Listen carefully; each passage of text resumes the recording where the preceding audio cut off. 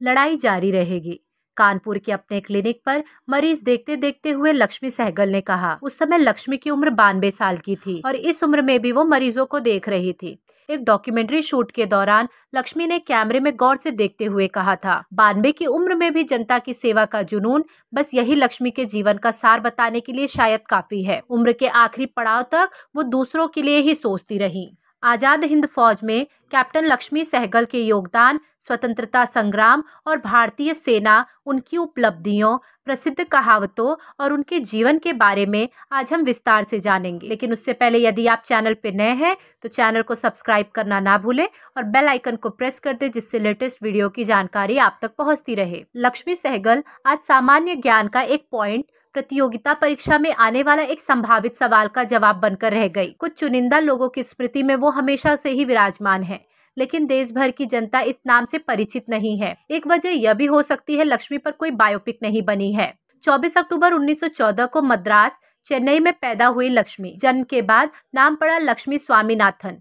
पिता doctor S Swaminathan Chennai के नामी वकील थे और माँ अम्मू स्वामीनाथन एक सामाजिक कार्यकर्ता थी। लक्ष्मी जात पात की सीमाओं को बचपन में ही लांघ चुकी थी। वो हर तरह के बच्चों के साथ मिलती, खेलती। दादी के गुस्से का शिकार होने के बावजूद लक्ष्मी ने कभी अपने उसूलों से समझौता नहीं किया। स्कूल की पढ़ाई पूरी करने के बाद लक्ष्मी ने मेडिकल की पढ़ाई शुरू की और 1938 में मद्रास मेडिकल कॉलेज से पास आउट होकर एक डॉक्टर बन गई। My days in the Indian national army में लक्ष्मी सहगल ने लिखा कि द्वितीय विश्व युद्ध के दौरान अंग्रेज सेना में डॉक्टर्स की भर्ती हो रही थी। लक्ष्मी अंग्रेज सेना का हिस्सा नहीं बनना चाहती थी।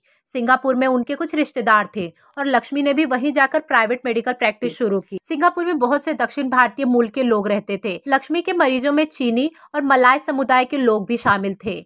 जापान ने सिंगापुर पर 8 दिसंबर 1941 के दिन आक्रमण किया। रासबिहारी बोस भी जापानी फौज के साथ थे और उन्होंने इंडियन इंडिपेंडेंस लीग की शुरुआत की। सभी भारतीयों से लीग में शामिल होने की उम्मीद की जा रही थी, लेकिन कोई जोर जबरदस्ती नहीं थी। लक्ष्मी भी लीग में शामिल हो गई। लक्ष्मी के घर की हवा बदल रही थी। उनके घर वाले आजादी की लड़ाई में बढ़ चढ़कर हिस्सा ले रहे थे। लक्ष्मी भी बदलाव का कारण बनना चाहती थी और इस सिलसिले में वो सिंगापुर में नेताजी सुभाष चंद्र बोस से मिली। नेताजी ने लक्ष्मी सहगल का लगभग 5 घंटे का इंटरव्यू लिया और सिर्फ महिलाओं की रानी झांसी रेजिमेंट बनाने का निर्णय लिया। रेजिमेंट की कमान लक्ष्मी के हाथों में दी गई और वो डॉक्टर से कैप्टन बन गई।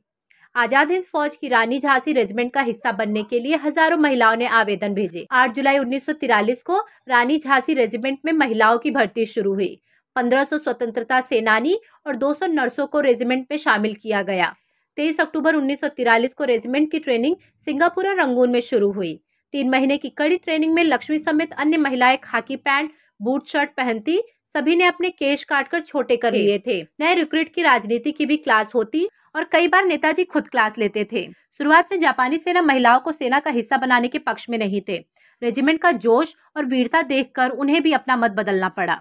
बर्मा के मध्य तक ही रानी झांसी रेजिमेंट बढ़ गई। इम्फॉल में फौज ने जापानी आर्मी के साथ मिलकर हमला किया था, जिसे अंग्रेजों ने बुरी तरह दबाया था।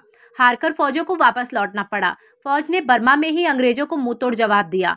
गौरतलब है कि रानी झांसी रेजिमेंट को निरस्त कर दिया गया और बर्मा में उनके परिवारों के पास वापस भेज दिया गया। कोई भी सिपाही जाने को तैयार नहीं थी और सभी ने खून के दस्तक की चिट्ठी नेताजी को भेजी थी। इन सब के बीच लक्ष्मी ने आजाद हिंद फौज के अस्पताल में अपनी सेवाएं देने का निर्णय लिया। नेताजी एक रोज अस्पताल पहुंचे और अगले ही दिन अस्पताल को दुश्मनों ने नष्ट कर दिया। जून 1945 में लक्ष्मी और फौज के कई लोग गिरफ्तार कर लिए गए। लक्ष्मी को रंगून भेजा गया और नजरबंद रखा गया।